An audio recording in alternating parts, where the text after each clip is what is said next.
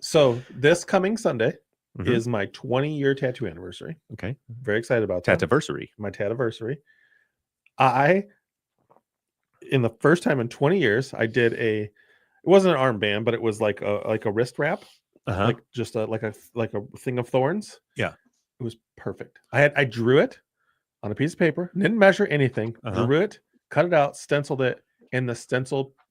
Even to the point I was like, TJ, look at this, look at this, look at this. And then I was like, please don't make me move this because this is the only time this is ever. It was perfect. Like the way the stencil went around the wrist. Completely around, touched perfectly, lined up perfectly. Oh, nice. I measured nothing. I was just like, I thought you were saying it's the first time you've ever did a tattoo that was perfect. I'm like, no. I don't think you should tell people that after 20 years. First of all, I didn't fuck up. The stencil lined up. I mean, like, as beautifully as it, I couldn't have done it again. Awesome. That's what you're gonna do on my leg. I can feel it. Well, that's different. That's one pass, one thing. Yeah, that's not a wrapping thing that has to connect. Has to connect on the other side. side. The perfect size and has to be. Yeah, that's awesome. So proud of myself. I'm super excited to get this leg thing done. Where are you going, Janet? Bye. Well, I'm gonna try to. We were discussing it. By we, I mean me, and I have no idea what. I don't remember what I was. It was not. But an hour and a half ago, he's being weird. Something occurred to me, and I remember thinking. This is bad. For some weird reason, this is like when we hosted that time, Zach. Remember? Yeah, the computer fell over and just kept going. Hey, everyone! I don't think that I've ever seen Janet in a pair of shorts. I don't know why that occurred to me. And then when you just got up here, you're saying how hot it is, and we're like, look at that, she's wearing pajama pants. Oh, I hate because then your legs get all sticky. It's worse when you're wearing shorts. Do you wear shorts when you hike? Or you're always a pants lady? That's no, I don't. I don't. I don't care for this.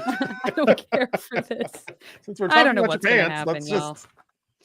I don't know. I can't like comfortably get that. I'm hoping that the cool air will just float up from directly underneath. Are you on it's a laptop? Yeah. Yeah. I don't know. Shorts, yay or nay?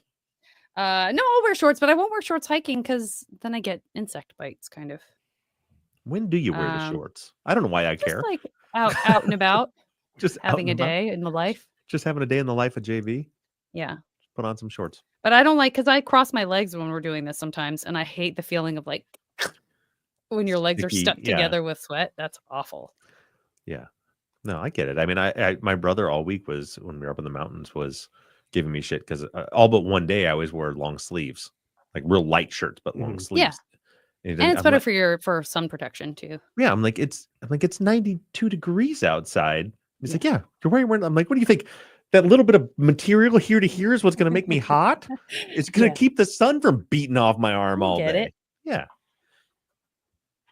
You ever look at farm workers like out in the field, like when they're like manually picking? That's not what I was thinking about. I was your use of words. I don't want to think about it now. Anyway, the point I was making, those people that work in the sun all day, what are they wearing? Long sleeves. Listen, we were at the pool all day Sunday, and I had long sleeves at the pool. Oh, there you go. Speaking of which, God, couldn't help but notice y'all had a nice party. Uh-oh. Did they invite the roughs? Did we get a phone call? No. I don't even know what you do anymore. Did we get a little text? I don't even know what you do anymore. No. Becky, I think Becky's feelings were genuinely hurt. I said something. I was out doing some yard work, and I was like, I was like, oh, we're about the time where we go, spend our Sunday afternoons at the pool with a. And she's like, yeah, they're all there. They put their social. She's like, everybody's there, just having a good time. Just nobody wants us to join them anymore. Did this get too real? Hurtful. They weren't going to come. They don't come anyways. We would have. He wanted to be invited. I feel bad we didn't invite him. They weren't coming. We were going to come. They weren't coming. We were discussing. My discussion with her was, too bad we can't go hang out at the pool. And then they're like, oh, they are hanging out at the pool. They're having a good old time. Brian made a nice. Is Brian in here? Yeah, Brian. There you are. There he is. Brian's the one that made the post. No, Brian. It didn't cross my mind. He said, didn't cross my mind. Listen, if you wouldn't have moved, you would have been across the street. You would have been invited probably before me. Yep. Brian's no, we haven't. It would have been a perfect time, Christina, for us to see the new puppy. Yeah. New puppy's not even a goddamn puppy anymore. It's just fucking log. Yeah, Brian not invited post. anywhere. I'm like, Brian looks like they're having so much fun. Look, the stewards are there, the weavers are there. Leanne and Mike and the Blanchettes. What a Trust fun time. is All the people we usually hang out with. Oh no. Well, Wow. you know, in true It's hurtful. hurt my feelings. Leanne and feeling Mike does fashion. suck. It was only one of them at a time because the other one had to be at the restaurant. Oh, yeah. So our friends own a bar restaurant. So they don't, and they're the ones that own the house. So it was literally like the whole day was like one of them because one Yep. of them had to be. Yep. Back and forth. They Yeah. traded back and forth, but it was poor people. But they were both still there and invited, to be clear. Yeah. Yeah. We invited them to their house. Yeah, we've been Gotcha. ousted. Been ousted from We the invited them to their group. Nobody Yeah. This is the house, mind you, that is directly across the street from Bob's old house. Matter of fact, they put a gate in on that side of the fence that would open to Bob's front door. right through the- Oh. Then my feelings would have been hurt for not getting invited. Yeah. Yikes. What do you guys Yikes. go over there? Everybody hide. Turn the music down. Yeah, no, and we for sure wouldn't have went. But because it's Father's Day, we had stuff going on all day. Yeah, it was Father's Yeah, Day. happy Father's Day, you guys. I kind of forgot. You weren't my father. Don't worry, I talked to my right. Thank you. Yeah. Yeah. I guess we should start the show. Yeah, let's do it. Oh, it's Just 5:15. nice Heck catching up. yeah. 5:15. It Let's is not do at it. 8:15. Okay. All right. I'm going to end the pregame. Pregamers, we love you guys. Thanks. Hope you enjoyed our Thanks, wonderful stories. And pre-gamers. just look forward to that book. It'll be published anytime now. It's coming up soon. Yep. Bye, guys. Any day now. It's called No. Idiot. Yes. Thanks, Janet. Well, that could have meant either you're an idiot or the book is called Idiot. Doesn't matter. I like for that to be the last word on the Yeah. pregame show. Yeah. Oh, all right. Brian, you didn't have to make that post. That's what really rubbed it in. It's fine, Brian. He It's made fine. sure he captured everyone. It was a series of pictures to make sure you could see that everyone was there. Mhm. Hurtful. The McMartins were even there. I saw them. Yeah, saw them. We don't even like them. Just kidding. Wait, hold on. Just Whoa, whoa, kidding. whoa, All right. Are we ready to start this show? Yo. Did we do this? Let's hit record, Janet. I forgot how to do things. That's how I we do hit it. record. I hit record. It's recording. Oh, we're just now. Okay, now we're both recording. Yeah, now we're both recording. Okay. 1, 2, 3. Do I get to start? Yes, you do, sir. Yes. Ahoy, friends. Thank you for tuning in to Truth and Justice. You are listening to the Friday Fault. You are listening. Let's just start all over. Yeah, it's right from the top. It's been a week. Ahoy, friends. Thank you for tuning in to Truth and Justice.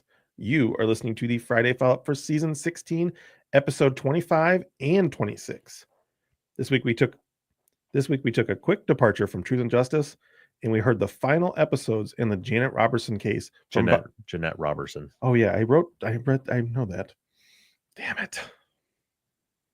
This week we took a quick departure from Truth and Justice, and we heard the final 2 episodes on the Jeanette Robertson case from Bob Student's podcast, Underestimated. We are back from our respective assignments, and the 3 of us have a lot to talk about.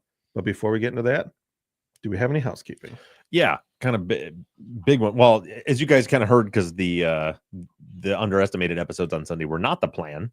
We were supposed to be hearing from Amanda Knox for this episode that was going to air on Sunday, and literally like an hour she had been sick, and like an hour before we were supposed to record, which was hours before I was leaving the state for a week, she finally just said she just can't do it that day. So we pushed that back. And then so I just had to come up with something quick, and I hope you guys enjoyed it. I mean, I thought they were really, especially for considering students did these, like such powerful episodes, I thought. So we'll be talking about those. But also, so then coming back, the plan was we were starting season 17 this week. And I know you guys will be bummed out to hear this, but it's for good reason. And be good. I mean, like good things are happening. So we got back. I had a meeting with the attorneys for the case we're starting, because we were supposed to be doing that. We're going to get some recording, getting some sound bites from them this week to put into the first episode. And in the meeting, there's been a development in the case. I do want to point out too, because we've had other situations where we've had like attorneys involved, and it's like made it really difficult for us to do things. And there's been times where I said I won't work a case if there's an attorney involved. That's not what's going on here. The attorneys like brought this case to us They very much want us to do it, and they're great to work with. It's a little slow because it's a big group of attorneys, so they got to kind of pass things up the chain all the time. But there's like an emotion being filed. I can't get into it too much, but there's something being filed in the case like right now. And so when we talk, they're like, we would really like to. They're like, could you wait a couple weeks to start so that this thing gets done and signed by the judge before we launch into what we're doing? Because you never know how it's going to be reacted to by the state or whatever. So and that's fine, because we want to make sure we have everything that we need for it. I had a 2-hour Zoom meeting with them this week. I've got another one scheduled where we're getting more updates on the case, where we're doing some recordings with them. And also with Amanda, we had the next time she was able to reschedule was on the 30th of this month. So that is, we have a solid, this is it, no matter what we're going. I told the attorneys this. So I'm going to go ahead and record that interview with Amanda Knox on the 30th.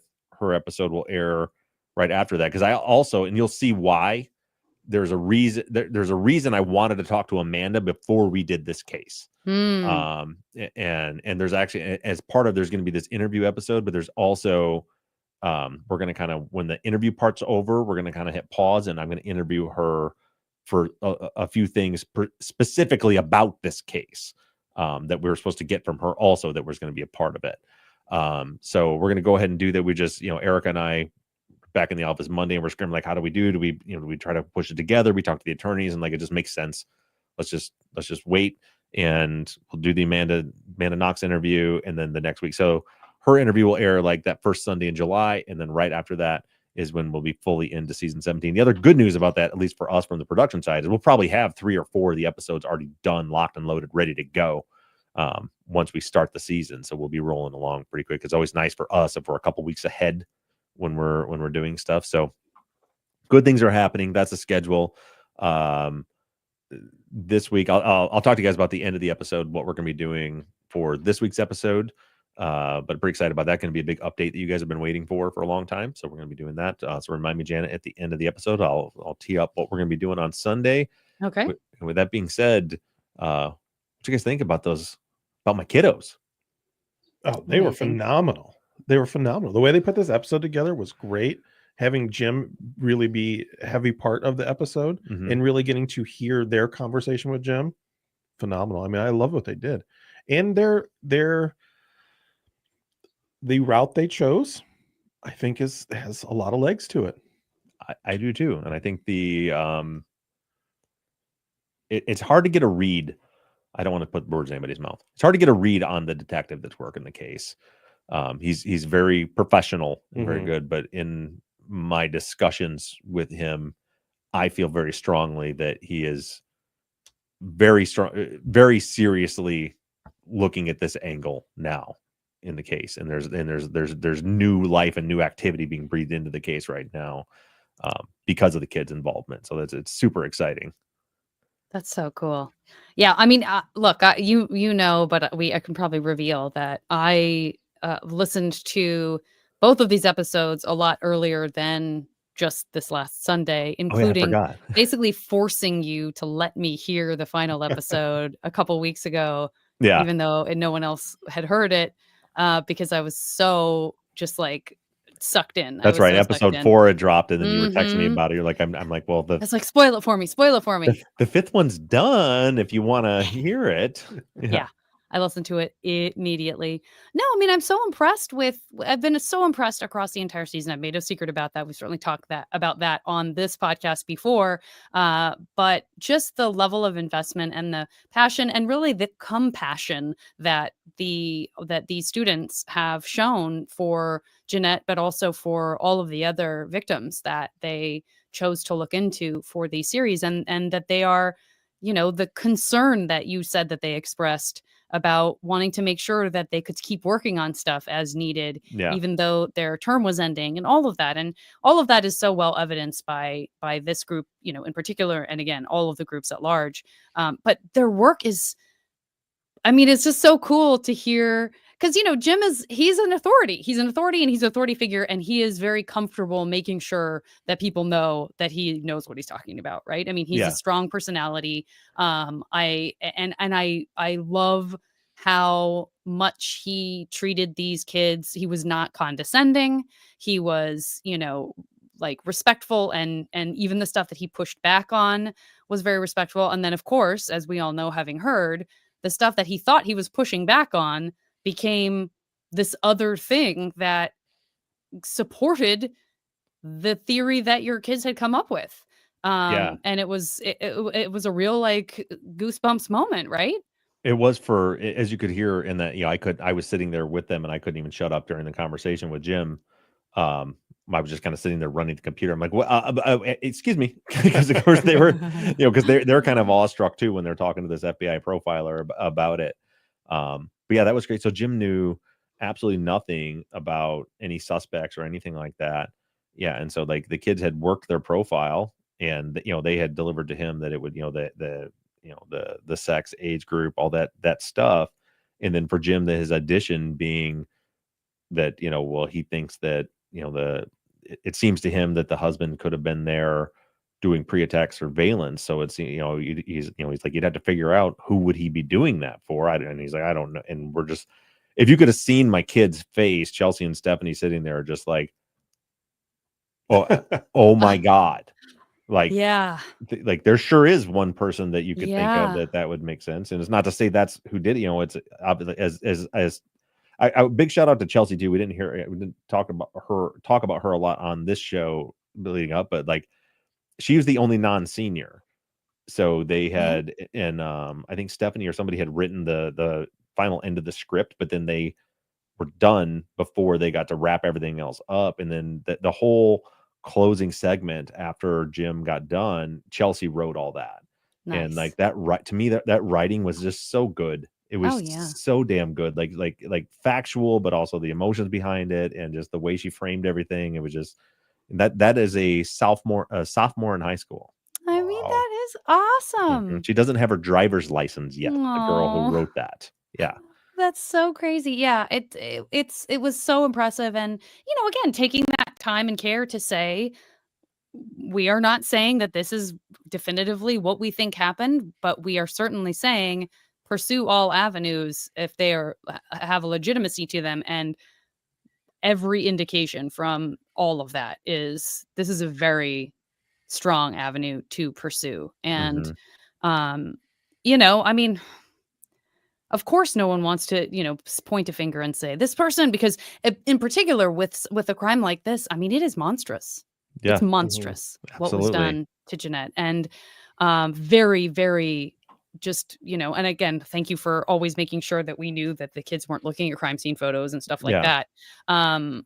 But to, to throw someone's name into the ring, so to speak, and you have to be really careful with that, especially again with something like this is just really, really uncomfortable to imagine. So, I'll be so interested if something does come of this, and I really very much hope that the detective took it extremely seriously and is finding out what he can. And I intend to like make a trip up there and actually sit and meet with him sometime during this summer. I want to point out to Mo in the chat said Jim's approach was nicely a little more gentle with them too. It reminded you would touch on that too, Janet. It's funny to me because like when we were talking to him, I was like, it's like Gordon Ramsay. You ever see Gordon Ramsay like when he's with like adults in the kitchen compared to when he's with kids in the kitchen? It was like Jim was still obviously very direct, but it was just, like I thought he just did such a good job of like. No, he did, but that's what I'm saying. Like he wasn't condescending. Like he was gentler, but he wasn't like, oh, that's cute that you think that. You know what I mean? Right. Well, the thing for me too is the children came up with a phenomenal opinion based on fact. Yep. I mean, and again, it's all opinion. We have no idea, but it's a great avenue to lead. Do we have any reason of why this avenue was never looked at before? My feelings on it are, first of all, there wasn't a profile done back then. Mm-hmm. You had a small town police, right? And the state police did get involved in it. It's a very unique, pretty horrific crime, but also and this is just my speculation, but it just seems to me when I've read through the police file and looked at all the investigative angles, I genuinely think in 1983 that the detectives that were investigating this, I just genuinely think it did not occur to them that a woman could be that violent. Yes. Okay. You know, so it was just Mhm. like this kind of violence. That's some big, broody man. Like even when they're Yes. questioning in the case file, when they're questioning like customers and the staff and stuff about, you know, who they're always asking them, you know, did you see any strange men in this? Did you see any men you Sure. didn't recognize? Like that was the way they were framing all of their questions. So if there was a, you know, a 20-year-old young woman that came in and was responsible for this, like she could have literally just slipped in and slipped out, and nobody would have. Yeah. It seems like nobody would have ever even thought, Yes. well, could have been her. Yeah. Yeah. You know, No, absolutely. I mean, that's a situation where, you know, statistics exist for a reason. There's it's understandable, particularly with the sexual component of the abuse that was done is just it's all so horrifying. And usually, sad to say, but usually when you hear about something like that, it's in the context of like, you know, this serial killer had this specific MO where they just liked to do horrible things like that. And, you know, so that's I'm sure where their mind went. And it is chilling. I mean, I suffer from that same bias in the sense that you just don't hear about that as often. And so she's also if a woman did indeed do this, she is just as much of a human being as a man. right? Kind of not fair for me to go, but not from a woman, But yeah, not a you see it. woman. But like that's kind What of, you know, what are we used to? when we started looking at the case before we even had the case file, just the little bits we did know about it, you know, my brain was not thinking woman at all. And we got there when we like instead of looking, and that's kind of, you know, how the behavioral analysis works is when we stopped looking at the big picture and we literally like that process is one of those things I wish we talked about. Like we should have been filming or at least recording this process, but like they had been asking me for weeks, like, Mr. Rupp, can you help us like do a profile? We need to like, you know, we've got all the notes from Jim on how to do it, but can you help us sit down with us and do the profile? So we took one day and we're like, okay, so that group, we all pulled up to the big 8-foot whiteboard. I'm like, let's just start writing down every single individual behavior that we see at the crime. Okay, she was hit, and we're going through the autopsy. She was hit on the head. Where? What side of the head? What, you know, how much damage was it? What other, you know, the hyoid bone, the crush on the spine. Where was she sliced with a razor blade? Where was she stabbed with the fork type object? What was done? You know, all the different elements, and we started. Then we talked through every single one. Like, what does this tell us? Why? Everything was the why. Why would someone do this? Why would someone do this? And it as they started breaking all that down, and there was like a little as a step back, kind of a bigger picture was okay. This sort of rage, you know, I questioned them. I'm like, what would cause someone to be this angry with someone?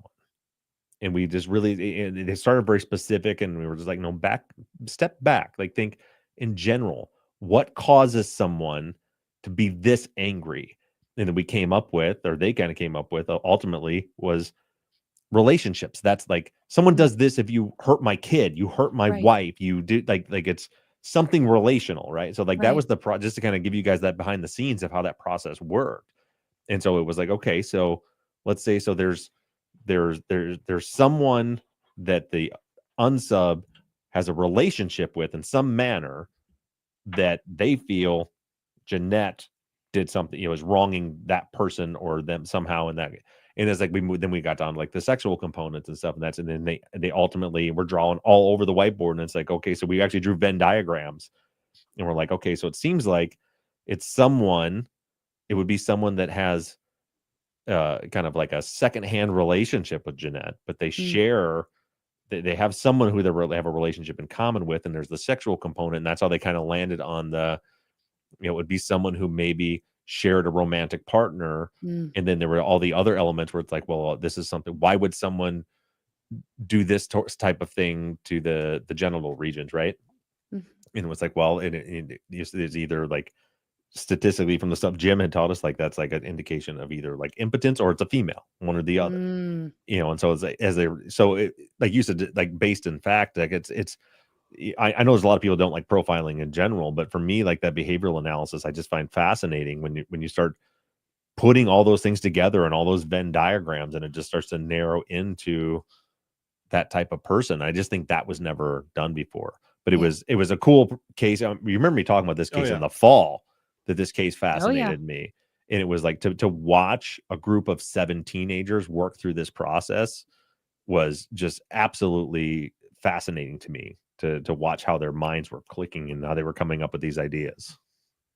And I'll just ask a question that I'm sure people have asked, or that, parents maybe ask the kids, but this is a very violent crime. When I think about like the stuff that I was interested in or that I had access to when I was a teenager in high school, I was, um, I think many people have, especially at that age. But again, I'm just speaking anecdotally. Sort of an interest in violence, or a kind of, you're sort of understanding how the world works on a different level as you're going through puberty and all this kind of stuff. Um, from my experience, and I'm not saying that this is a good thing, but I feel like in some ways I would have been able to handle something like this as a teenager better than I can now, because my sense of morality and mortality is so much further developed that now there are like violent movies that I just watched fine when I was a teenager that I can't watch anymore. Yeah. So in some kind of weird way, when I was thinking about this, I thought two things. Number one, I'm sure there are people who are critical of the fact that these kids were exposed to this real life crime in some capacity. And two, I probably could have handled it better in some ways than I can now, if that makes sense. So I'm just curious what your thoughts are on that. And Zach, I'd love to hear your thoughts as well.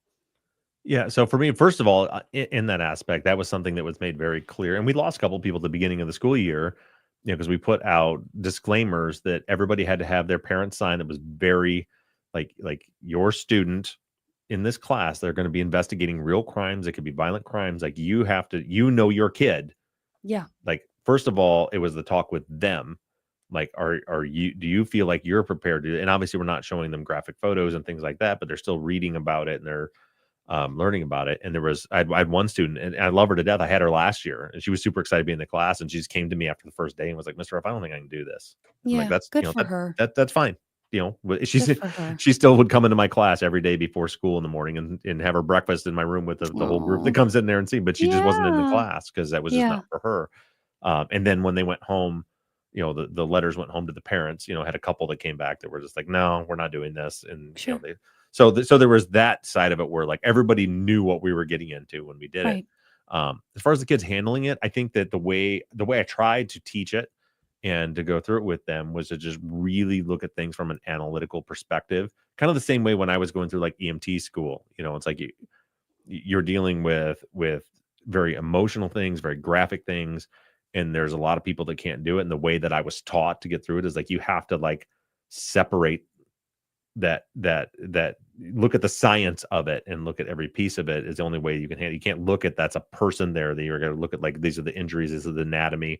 It gets a little more tricky with this because the other piece of it that I tried to drive into them, and I think it really came through with all the groups, is that there is a human side to this. Like you are talking about real people and you are affecting real lives. And I think we hear that coming through. So that was the kind of the tricky part for me was, let's really break it down to like those behaviors to points on a whiteboard, but at the same time, then step back and be like, but remember, we're talking about people. These are real humans that we're talking about. Sure. It was tricky too, but I also think that this generation is a lot more desensitized than we were, back then, just based on, the movies that are out now and everything from movies to social media to video games. And or just watching like 2020 and stuff. I mean, there's just like regular old shows that'll get into much more gory detail about stuff than maybe these kids are definitely not watching 2020. But you know what I mean? Like you walk into a room, your parents watching something, and it's like, oh, whoa. Yeah. The one thing you touched on that I really appreciate is talking about that human aspect, because I think that gets lost so easily in what we do. Not only what we do, but just when you read true crime, when you watch true crime, when you listen to true crime, you lose that human aspect so easily. I do it myself. To this day, I do it myself. That there are times that I have to remind myself this isn't fictional. Yeah. These are real people. These are real people. This is a real crime. This is a real thing. When we talk about so many, I've studied so many cases just being here in Truth and Justice, especially that season where we did like one-off episodes and I would go watch a documentary and you almost get lost in it's a film. Yeah. And these are real lives. So I think to be able to teach those kids, that's a huge step for me. for these children to understand that there's the humans aspect of this. And Yeah. I'm really happy that you make sure you involve And that. to really toe that line. That was a big thing that we throughout the entire school year we talked about a lot. Was I would always try to reset and remember, especially there'd be days where, because this is a grind, this is so much work. This is probably the hardest class I would guess any of these kids have ever taken. And when they would get to the point where they're just like, every day, what are you gonna do to move your case forward today? And they're digging through the documents and they're starting to get burned out. We'd have that conversation. One, I would give them breaks occasionally, and we have a free day and just chill out for a minute. But also then we would come back and say, now I want you to remember your why. Why are you doing this? And I would have them verbalize it to me.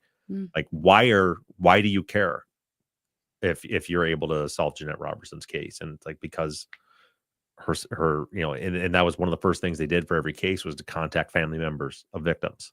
Is so there, it was like, it's because Lana deserves to know what happened to her sister, and Jeanette deserves justice. And so we always kind of circled back to that over and over again. It's funny you say it's kind of parallel to what you were just saying. I was just listening to Amanda Knox's book. She just has a new book that came out a little bit ago. And one thing that I do a lot, especially now that I'm older, is I tend to, like, especially when I hear dates, start to think about, like, what was I doing? Sure.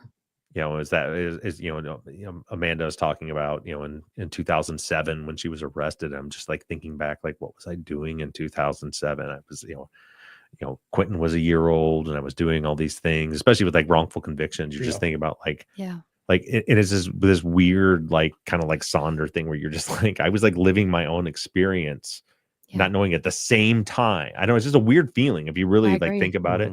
At the same time I was doing this thing, this horrible thing was happening to this other person.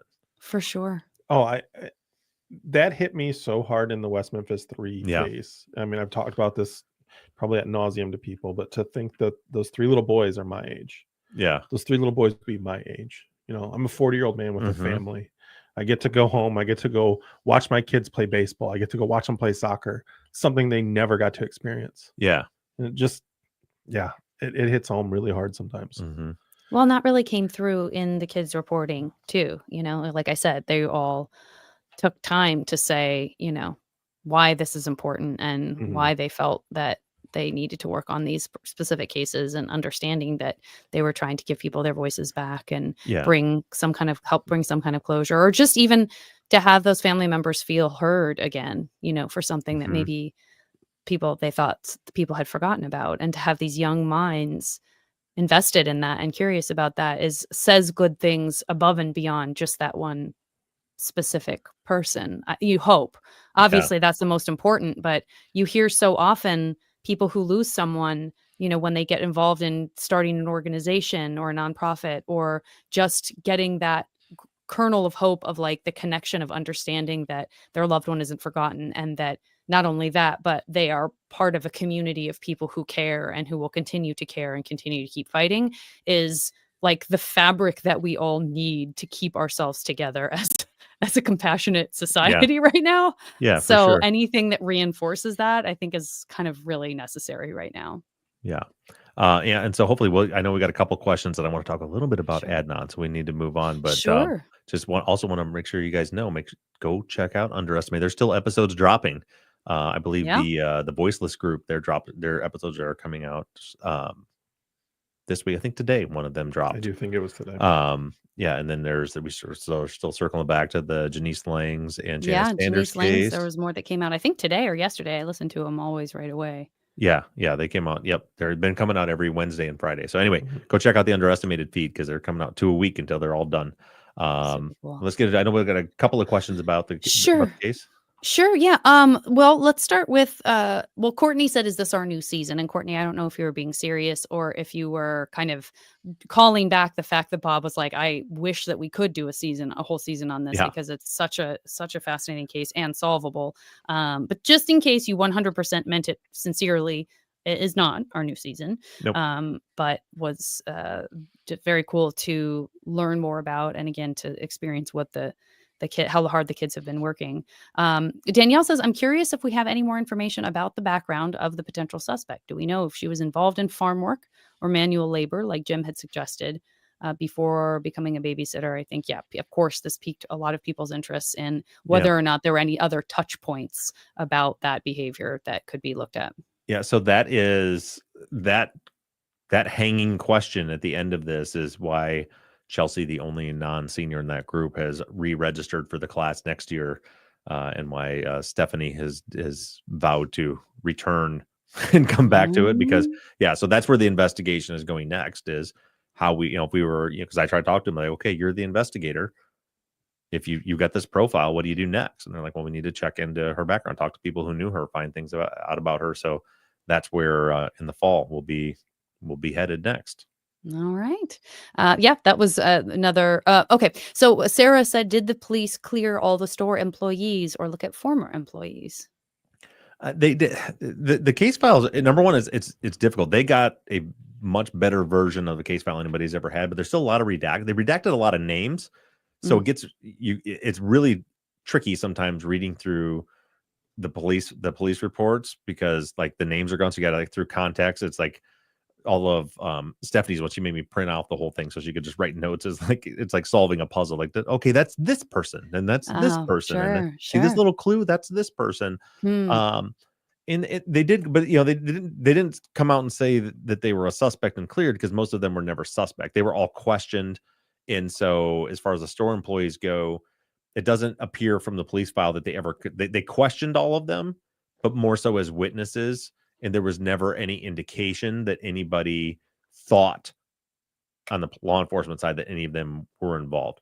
You heard mentioned at the end of the episode that there were a lot of rumors that it would be that it was one of the store employees, or some people done with the owner or one of the managers or something. That's all like online. So, years later when people were discussing it, when other podcasts have covered it, or the book that was written about it, or whatever, that's one of the theories a lot of people have about it. And when we were like in Reed City around like the local folks, there was a lot of talking about that. But as far as the police file itself, they were never cleared as suspects because they were never suspects. And I agree. I don't think any of them should have been suspects personally. Got it. Allison says, were the students able to find, or did you know of any other cases where a woman perpetrator committed a similar level of sexual violence or mutilation to a body? It didn't come up. So as far as that wasn't something that they did, was to like search out for other cases like that. And we didn't ask Jim about that. So I don't really know the answer. I mean, it certainly has happened. It's rare, but again, we go back to what the process was each individual injury, like, because you have layers of assault in this case, different things that were done at different times. And so we just kind of looked at everyone, like, why would they do that? Why would they do this? Why would someone do this? And that's what led us to a woman. And Jim agreeing with that assessment tells me that, I have to imagine that means, there are plenty of case studies out there where we see that, because he agreed that, there's really generally, and again, keep in mind, it's a profile. So it's generally speaking, statistically speaking, it's not like for sure, but generally speaking, there's usually two reasons why someone does this. Either you have, an impotent male or a female where there's a sexual assault component, but they're not without intercourse like that. Yeah. And that's pretty much it. Pete Kim and others just expressed their support of the work that the students did. A lot of people are very impressed by what these kids were able to put together. I don't want to seem like when I say kids, I mean it in a respectful and loving way. I'm not like writing them off by not always calling them students. Yeah, no, I get it. I try to call them young adults, but I keep finding myself calling them because they're like my kids is the way I look at it. Like oh, for sure. Well, I'm also like, so many of us are like, I cannot believe it when someone calls me ma'am. Yeah. And when someone's like, there's a woman over here, I'm like, there's a girl over here. Where? I'm a young lady. So that's it. But I know we want to make sure we talk a little bit about Adnan, and then I don't know if that's related or not related, but I am supposed to also remind you before we wrap up about what's going to be coming next week. Yeah, not related. Okay. But just want to touch on the fact, because I know Janice listened to it. I've listened to it. Well, Zach never really followed the Adnan case. I know what it is. Yeah. I do know what the bombshell is, but I have not listened. Yeah. What did you think about it? So the bombshell was that they had confirmation from Jay Wilde's attorney that it was essentially there was a not written down deal. Basically, Jay Wilde's knew going into the trial that he wasn't, at least believed that almost certainly he was never going to do jail time, which is a big deal because he testified at trial that he knew he was going to jail. And then we heard in Serial, one of the jurors talked about why that was like one of the biggest turning points for her. She didn't believe that he would lie because he was going to jail and he knew it. And we find out that actually he knew he wasn't going to jail. The part that I really liked about the episode, because when I heard that, I would, my mind is always, anytime I'm working on post-conviction stuff, I've talked to so many attorneys this week for multiple different cases for multiple different reasons. But my wheels are always turning. It's like, yeah, but what's the prosecutor going to say? And what will the court say? And what will they rule? Yes, it's Brady, but we've seen it so many times before.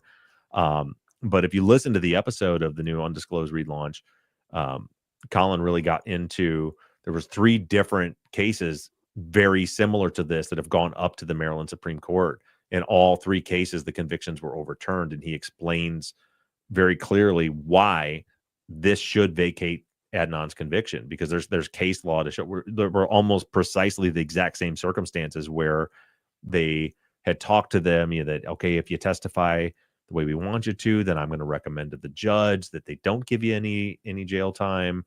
And there was 3 different circumstances that were all a little bit, it's kind of like the 3 different angles you could take on it, and it's come up to the Maryland Supreme Court in all 3 directions, and all 3 times resulted in the conviction being vacated. Yeah. No, well, the very first thing, to be honest with you, that kind of came to my mind as Colin started unspooling this significant piece of information was that not too long ago, when we were talking about what we thought the bombshell might be, you said, knowing Colin, it's going to be something that is very specific to legal process, how things work, the nature of law, how it's written, how it's interpreted. It's probably not going to be, oh my gosh, there's a fingerprint we never found out about, and that points directly to blah. It was fascinating to hear why that information had not been made public up to the point, which was that Colin, I don't know. They're just, and then I also had, I'll come back around to what I was going to say in a moment, and you'll see why. But it's also a thing where as soon as I heard it, I was like, oh yeah, this is not going to change anyone's mind whose mind is made up about it. This will change absolutely nothing. But to me, I really respected that Colin honored that. And for me, that's the kind of thing where it's like, if all of us are just screwball weirdo jerks who just like think that he's, you know what I mean? That everybody's just like fooling ourselves. I don't know. It just, to me, those kinds of choices and those kinds of actions speak volumes. And I just really respect that it was very difficult for them to have this Brady material, and to also feel like they couldn't they needed to sit on it until they felt otherwise. And so I just had a great deal of respect for that, and I'm very curious. I'm so excited that Undisclosed is back. I have just been chomping at the bit. I've almost wanted to bother Robbie about it so many times, and I keep being like, don't take advantage of that personal relationship, Janet. Do not do it. She is busy. And I swear I was almost gonna do it, and then it dropped, and I was like, oh, thank God. So yes, I am absolutely biased. I am biased to the point where I care about the people who have worked on this case. That being said, I am always open. Because I know I am always open, because I am always uneasy. I'm always uneasy when people say all the evidence shows that he did it, or Ivan Bates backed off and said he thinks that he do it, and he went on this podcast and blah blah blah. I get really uneasy about that. And if I were fooling myself, then I wouldn't even be open to that. I would just shut my emotions down and shut my mind off. And my mind is never shut off. And I'm always worried that like something's going to come through. The thing is that nothing ever will. But I genuinely feel the sense of unease that an open-minded person should feel when these kinds of things are left ambiguous. So I'm so curious to see if they can pursue this. And my biggest concern would be that a court would just say, like, well, he's out of prison, so the need isn't there at the same level, even though that's not what this is about. This is about, throwing out a conviction that shouldn't have ever happened in the first place. But you know what I mean? Like that was my next kind of concern, was like, oof, I wonder if they'll use the whole like, well, we already, My concern is that it could, I think of Kerry Max Cook's case, where they get the evidence to overturn the conviction to vacate it. Because understand, this is not a piece of evidence that speaks to factual innocence or guilt in a way, because it attacks Jay's credibility a little bit more. But this is a due process violation, and a Brady violation. He basically was convicted based on false testimony. This isn't like some smoking gun that says, see, he's innocent. It's he didn't get a fair trial, to be clear. Exactly. But in Kerry Max Cook's case, 3 or 4 times they vacated the conviction, and then they just tried him again. And that's what I thought. Was like, where he's sitting now, he's out of prison forever, and his nightmare is over. If they vacate his conviction, theoretically, they could turn around and try him again. Now we know in Adnan's case, they can't. You can't put Jay on the stand, which means you have no evidence and they would be destroyed. But that's just like, oh my God, what if they tried it? And I don't think Ivan Bates would do that either, but who knows down the road? There's no statute of limitations on murder. 10 years from now, unless he files a null prosecute, 10 years from now, another prosecutor could come in and be like, well, we're going to try him again for this. So that's a little bit scary. But that's the big thing to understand is, this shouldn't be bringing up arguments on innocent or guilt again, because it really doesn't affect that. I think everyone should agree that, you shouldn't be convicted based on false testimony. And that seems very, very clear. That's what happened. So I feel pretty confident that, where this goes next is that Adnan's legal team, because Janet touched on it, but to be clear, if you didn't listen to the episode, what happened was Benaroya, Jay's attorney, told Colin this information years ago, but she said, and he said, well, can we share this? And she said, no, because of attorney-client privilege, she can't share it. Now, Colin probably has more scruples than me, because Colin did not have attorney-client privilege. Like, she shouldn't have told him, but because she said, I'm telling you this in confidence, this is violating my attorney-client privilege, this cannot be made public, he respected that. And the thing that changed was she did another podcast, and on that other podcast, she let the cat out of the bag. And then he's like, well, I don't feel like she made it public. So now I'm making it public. Yeah. But I'm also excited too, because there's something Rabia had told me a couple of years ago that I thought might've been the bombshell. It's pretty nuts what she told me that has never been disclosed before. And so I was listening, expecting that, and that wasn't it. So it makes me even more excited for the rest of the new Undisclosed season, because I'm sure that's coming out soon. I'm not going to give any spoilers, but there's definitely a lot more, from some candid conversations I've had with Rabia. There's definitely more that you haven't heard about yet, that's been worked on behind the scenes that's coming up. I'm so excited. And two, just to circle back on the idea of who is this for, and the idea of the risk that, Adnan could potentially be put in. I think Robbie even addresses that a bit, which is to say, look, he's working, he's married, he's not going anywhere. He has his life. Having that conviction on his record is horrible, but things could be worse. But this is not justice for Hay. It's not justice for Hay. Right. So that's what you would be doing. You would be putting your life aside again, in the effort to find justice for her. And the most depressing thing about that is that you feel like it's a real one-sided level of interest. It's like you're trying to help Hay get justice, but the people who could really do that don't give a crap, because they've decided already, and they're not going to do anything to help you get there, and they're the ones that could. Yeah, and the part of me that wants to believe in humanity sees this as what we know is never going to happen, is they're never going to investigate who actually killed Heyman Lee. as long as the case is closed. Yeah. So if they vacate Adnan, because understand too, like this isn't a situation where it's like, okay, well they're gonna clear Adnan's name and he's gonna get millions of dollars from the state for a wrongful conviction. That's not how this would work. This is procedural. That would be the conviction's vacated, which means the order would say, we've ordered a new trial for you. And they might decide like there's not like some big financial gain Adnan's going to get out of this. Nothing's really going to change for him other than he won't be a convicted murderer, which thank goodness for in his case, he's thriving and has a great job and a great life. It's probably even that probably won't really affect his life so much. But what it will do is it will take the conviction off, which makes the case open again. And that's not to say that Ivan Bates and the Baltimore PD then is going to investigate who killed Haymon Lee, but it opens the door to where they can. So that's where I'm hoping is that happens. And with that being said, I'm gonna go ahead and wrap this thing up. As far as how this was relevant to what's coming up, I thought about reaching out to Rob, and I actually did talk to Rabia this week about a different matter. But her 50th birthday was this week. She's got a lot going on. She's dealing with her mom. Her mom is sick. She's just she's going through a lot, and she's very busy. But I may shoot her a text and ask if next week, if her or Colin wanted to come on and talk a little bit about the case.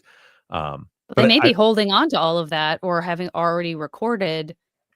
Yeah, that's the thing is my guess is I wouldn't count on it because they're getting ready to come out with all this new stuff. So they're not going to come on here and tell you the new stuff that's going on.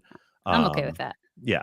So that's probably not coming. But what is coming is as soon as I got word that, okay, we need to push season 17 back a couple of weeks, I was like, okay, well, what are we going to do? What do you guys want to hear about? And one question that keeps coming up over and over and over and over and over again is what's going on with Sandy Melgar? What's going on with Sandy Melgar? Her case that's been taken over by the Innocence Project of Texas. I talked to Mike Ware. I spent about an hour with him on the phone today. And Mike, I'm going to record it tomorrow, but there are some pretty incredible updates in her case. And things that are happening right now.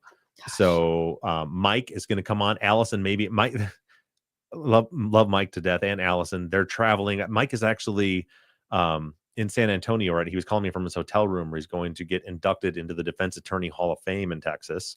Cool. And he's getting his award tomorrow at noon and has to do a press conference thing at 4. And so at 2:00, he's going to hop on with me and on his iPad and record this interview where we're going to get some updates about Sandy. There's also some, and it's been killing me holding on to this. So I don't know how much is going to get rid, but there's some updates with Jesse Eldridge. Also some big updates with Jesse Eldridge. I don't know how much of that we're going to be able to share. But for sure we're gonna have Mike. Allison may sit in and talk a little bit about another case they were working on too. And that attorney, Mike's like, we might just all be crowded around the iPad in my room. If that's he's like, I'm like, I don't care, man. Let's just talk about it. Let's just get it out. So that'll be Sunday. You're gonna hear from Mike Ware, possibly Allison Clayton, possibly another attorney. Updates on Sandy's case, updates on Jesse's case. And there's another one that I just want to. They just got a huge win in another case. I just want to, because the thing is, what I told Mike is what I want to do too is to my audience is there are lots of innocence organizations in this country. Yeah, some of them are doing incredible work every day. Some of them are not. So I feel like some of them are just kind of spinning their wheels. The Innocence Project of Texas is one of those that is just boots on the ground, working their asses off every day and getting great results. And I was like, I've got a week. I want these updates, and I just want to share with my audience all the great work they're doing. So that's coming up on Sunday. Make sure you tune into that, and we'll talk to you guys in the follow-up next week. Awesome. Thanks, everybody. Bye, guys. All right. And on our record. Exciting. Yeah. If we, I'm going to end the stream because I know it's already 6 o'clock for you. BGF girl, thank you for tuning in tonight. I saw that this is your first one. BGF, oh yeah. I try so hard not to get distracted by the chat. Yep. I saw them all telling me to spill it, and I had to look away. Yeah, the Songbird Lane crime thing is. Oof. I still have to finish that. Oh, it's so good. I mean, it's powerful.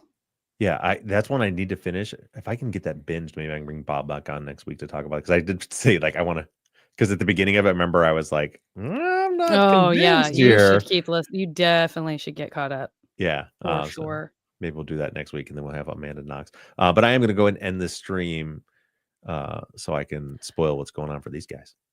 Bye, guys. Oh, wonderful. Yeah,